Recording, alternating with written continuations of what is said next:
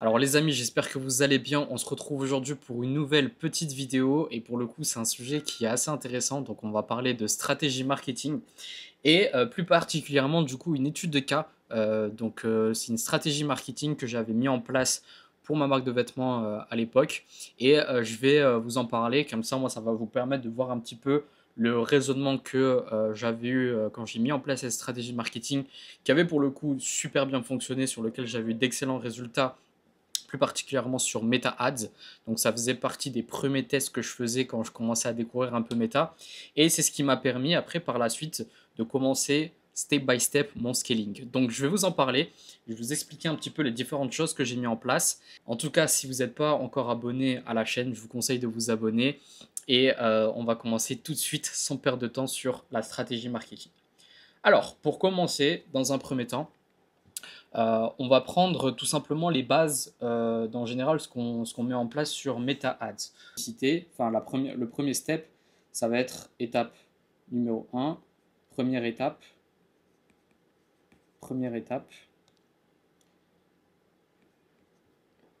Ads. Donc en gros, on va faire de la publicité sur donc, Facebook et ou Instagram. Instagram, d'accord? Donc ça, c'est nos campagnes publicitaires. Nos campagnes publicitaires, elles, vont renvoyer directement sur le website, donc le site internet. Et à la fin de ça, on espère avoir des achats. D'accord? Donc là, c'est les achats. Et ensuite, on va rajouter bien évidemment tout ce qui va être le back-end. C'est-à-dire que quand, par exemple, les gens arrivent sur notre site internet, en gros, il va y avoir deux options. Donc soit les gens achètent, soit les gens pas d'achat. Pas d'achat. Et du coup, quand il n'y a pas d'achat, il y a le back-end qui se met en place. Donc, on peut mettre SMS, email, d'accord, de relance et de nouveau des ads avec du retargeting. Ça, grosso modo, c'est donc le schéma de base quand on va faire des campagnes publicitaires sur les réseaux sociaux. C'est ce que la quasi-totalité des gens font. Bon, après, ceux qui n'ont pas un niveau hyper avancé vont se contenter juste de cette étape-là. Donc, rester sur ce process-là. Donc, c'est-à-dire faire des ads, ramener des visiteurs et espérer que les gens achètent. Ceux qui ont un niveau un peu plus avancé vont faire exactement la même chose ici, mais vont rajouter cette étape-là dans leur process, c'est-à-dire mettre en place des campagnes de retargeting avec du back-end, donc SMS, email, plus du retargeting sur les campagnes publicitaires, donc recibler les gens qui n'ont pas forcément passé d'achat. Maintenant, moi, je vais vous parler de ce que j'avais mis en place à ce moment-là, la fameuse stratégie marketing de génie.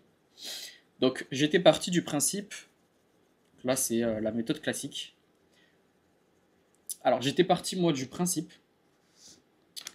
créer, on va dire, quelque chose qui me permet, au-delà que les gens achètent, en fait, avoir un maximum de visibilité tout en étant rentable. Et en fait, il y a quelque chose, et même je pense à l'heure actuelle, vous en avez déjà entendu parler, donc la stratégie des ambassadeurs. Les ambassadeurs. Ambassadeurs. Désolé voilà, pour le nom. Les ambassadeurs. En gros, la majorité des gens, ce qu'ils font quand ils font des stratégies marketing avec les ambassadeurs, c'est qu'ils vont contacter des gens sur Instagram. Donc en gros, ils vont contacter, envoyer le produit gratuitement, envoyer le produit gratuit et ensuite faire un espèce de lien, donc lien d'affiliation. Faire un lien d'affiliation pour que derrière, en fait, les gens qui ont été contactés, qui reçoivent le produit gratuitement, et ben, puissent donc du coup faire la promotion à leur petite communauté ou leur grosse communauté, ça dépend, et derrière, en fait, avoir des ventes en échange d'une commission sur les ventes. Très bien. Sauf que moi, je voulais en fait partir de ce principe-là d'ambassadeur, sauf que je voulais en fait en tirer un bénéfice sur cette stratégie-là. Moi, pour moi, c'était hors de question, par exemple, de contacter 300 personnes, 300 personnes ici et d'envoyer 300 produits gratuits. Mais il fallait que je trouve un moyen pour que je puisse mettre en place cette stratégie d'ambassadeur et quand même en tirer un bénéfice. Donc là, on arrive sur les choses qui sont le plus intéressantes. J'ai mis en place du coup une stratégie marketing qui consiste à quoi? Donc là, je vais faire des ads, d'accord? Qui vont renvoyer sur mon site et qui vont renvoyer par email. Et qui vont renvoyer par achat. Et qui vont renvoyer derrière par plus d'achat. Comment? Grosso modo, je vais noter les petites choses que je fais en vert. Donc là, au niveau des ads, je renvoyais sur le site internet. Donc je faisais exactement la même chose, sauf que mon but, quand les gens arrivaient sur le site internet, c'était pas qu'ils achètent directement, c'était qu'ils remplissent un formulaire. D'accord? Donc site internet, je mettais en place un formulaire. Désolé. Formulaire. Donc je faisais des campagnes ads avec, donc comme en fait thématique, devenez ambassadeur de la marque. D'accord? Donc les gens voyaient la publicité, devenez ambassadeur de la marque et commencez dès maintenant à gagner vos premiers revenus. Donc les gens étaient intéressés. Ils allaient ensuite sur le site internet. Sur le site internet, j'avais fait un espèce de texte, donc j'avais le texte marketing, etc. Et à la fin, j'avais un form, d'accord? Et dans le formulaire, il y avait plusieurs trucs. Donc il y avait la capture de l'email, donc le prénom et pourquoi. Donc ici, en fait, les gens, c'était à eux de me dire pourquoi ils voulaient devenir ambassadeurs. Donc en fait, il y en a certains qui prenaient le temps de faire les choses correctement. Il y en a certains qui ne mettaient pas forcément de message. Donc pour les 80% de personnes qui prenaient la peine d'écrire et d'expliquer pourquoi ils voulaient absolument devenir ambassadeurs de la marque, ce que je faisais après, donc là c'est très smart, donc campagne publicitaire, on parle donc devenir ambassadeur, commencer à gagner vos premiers revenus, un petit texte marketing, pas très long parce que du coup il faut que les gens on va dire, dès le début puissent savoir un petit peu de quoi ça parle, et ensuite le formulaire avec bien évidemment du coup pourquoi tu veux devenir ambassadeur de la marque, pourquoi je dois te choisir toi. Donc en fait on rentre dans un process où c'est plus vous qui allez chercher du coup les gens et qui allez les contacter, c'est eux qui se justifient pour devenir ambassadeurs de votre marque. Et ensuite par email, ce qu'on va faire, c'est qu'on va avoir deux séquences, d'accord? Donc on va avoir une première séquence de félicitations.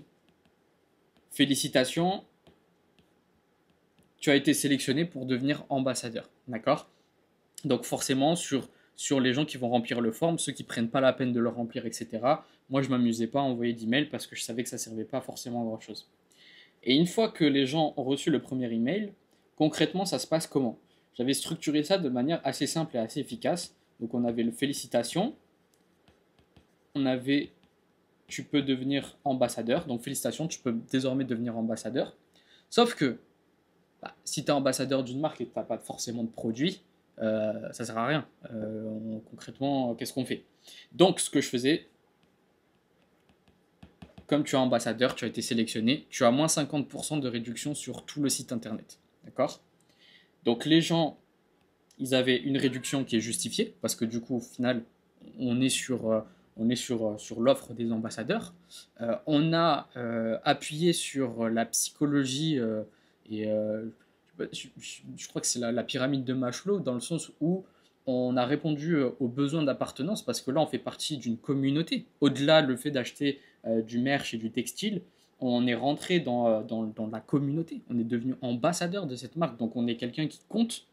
Et en plus de ça, on a, comme j'ai dit, donc la réduction. Donc ça, c'est le premier mail. Donc là, ici, on va avoir des gens forcément qui vont acheter. Et ensuite, le deuxième mail, c'est un petit peu le bordel, mais je vais le reprendre ici, d'accord? Le deuxième email, c'était l'urgence, d'accord? Urgence, il reste 10 places. Donc après, ça dépendait les objectifs que j'avais de la journée. Des fois, je mettais 10, des fois, je mettais 15 places disponibles. Donc il reste 10 places. Je vous rappelle que vous avez du coup moins 50% à utiliser avec le code VIP50 et que vous avez jusqu'à ce soir pour souscrire pour devenir ambassadeur. Et ensuite, les gens du coup achètent. Donc moi, ça me permettait de récupérer donc des gens qui allaient acheter sur mon site. Donc je gagne en visibilité en faisant des campagnes publicitaires. Je récupère des acheteurs et je récupère des acheteurs impliqués dans le sens où ils sont ambassadeurs. Ça veut dire qu'ils vont devoir promouvoir. Et là, on arrive à la seconde step qui pour moi est la plus intéressante du coup. Donc là, on a mis en place nos campagnes marketing, on est rentable, on a des gens qui achètent sur notre site internet. Et maintenant, la deuxième partie, c'est donc une fois qu'ils ont acheté sur le site, d'accord? Une fois qu'ils ont acheté, donc la personne achat égale ambassadeur. La personne, qu'est-ce qui va se passer? Donc la personne va recevoir le produit. Elle va du coup faire des photos plus vidéo du produit, plus le promouvoir, parce que du coup la personne, elle a un code affilié, donc chaque personne avait un code affilié sur lequel ils avaient 10% de commission qui était reversée.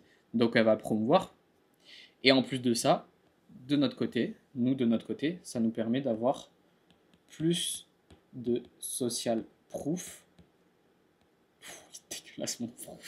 Plus de social proof dans le sens où vu que les gens ils vont poster, ils vont identifier la marque, nous ça va nous permettre derrière de reposter ce contenu là et de faire grossir nos réseaux sociaux et surtout faire grossir un petit peu notre notoriété parce qu'il y a plus de gens qui vont porter la marque.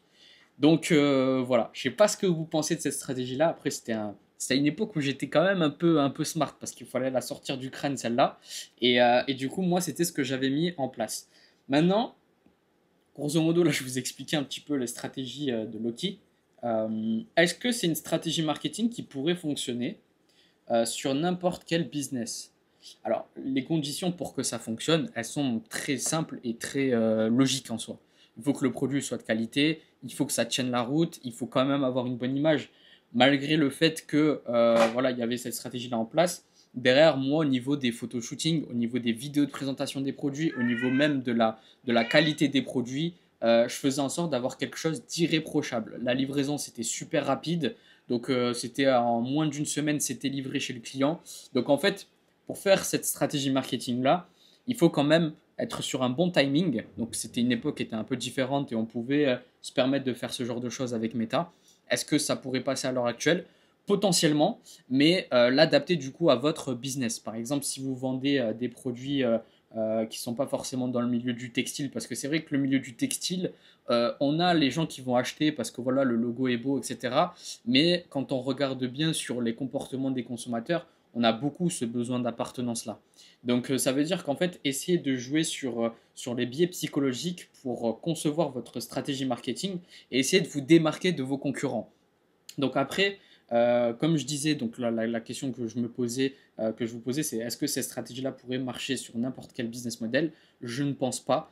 Est-ce que ça marcherait à l'heure actuelle si je la referais? Potentiellement, mais je ferais sans doute certaines améliorations et je le ferais peut-être de manière un peu différente. Même si à l'époque ça avait fonctionné, mais c'est pas parce qu'à l'époque ça a fonctionné qu'aujourd'hui ça fonctionnera. Mais le but de cette vidéo, c'était de vous présenter cette stratégie marketing là et surtout que ça puisse vous donner des idées dans le sens où on n'est pas bloqué juste à faire une offre, un acheté, un offert ou moins 50% de réduction. On peut genre vraiment explorer tout le champ des possibles et vraiment être créatif au niveau des stratégies marketing qu'on propose. La seule chose que je considère moi quand je mets en place une stratégie marketing, c'est que il faut que moi je puisse être gagnant, mais il faut aussi que l'expérience de mon client soit bonne. Ça veut dire que je vais tout faire pour que la personne elle puisse avoir la meilleure expérience client possible, que ce soit quand elle va recevoir le produit, que ce soit quand elle va rentrer par exemple dans le côté ambassadeur, que ce soit quand voilà, il y a des news par rapport aux upgrades que je dois faire. Je vais faire en sorte de créer ce petit cocon-là qui va faire que la personne, en fait, au lieu d'être satisfaite, donc ça veut dire que voilà, j'ai commandé mon produit, je suis satisfait de la qualité, ben, il y ait plus. Exemple par exemple, donc là, par exemple, un truc que je peux dire, c'est que sur les colis, dans tous les colis, je rajoutais des petits trucs. Donc je mettais des stickers, je mettais un carnet, enfin du coup une fiche d'entretien du textile, et je faisais un certificat d'authenticité que je signais moi-même. Donc au final, quand la personne recevait le colis, bah, elle était plus que contente, et je mettais un petit sachet avec des petits bonbons. Donc c'est des petits trucs qui sont tout cons, mais en fait, on essaie de faire en sorte que le client ne soit pas satisfait, mais ultra satisfait, pour que par la suite, après, il puisse recommander tout simplement chez nous. Et le bilan dans tout ça, c'est que au vu de la satisfaction client que j'avais réussi à avoir, sur les ambassadeurs qui avaient réussi des ventes, il y en a très peu qui ont accepté de prendre de l'argent et ils préféraient en fait obtenir un coupon de réduction pour recommander derrière. Donc quand on arrive à faire ça, en vrai, c'est magnifique. Et quand on arrive à faire ça, c'est vrai que c'est super intéressant. Et pour le coup, pour moi, en tout cas, c'était une stratégie qui avait très très bien fonctionné. Et je suis très content de vous la partager à l'heure actuelle. Donc voilà, en tout cas, j'espère que cette petite vidéo vous aura plu. Et moi, je vous souhaite une très bonne journée, très bonne soirée. Ça dépend à quelle heure vous allez voir la vidéo. Et je vous dis à très bientôt pour une prochaine vidéo YouTube. Et n'hésitez pas à vous abonner si c'est pas le cas. Ciao les gars.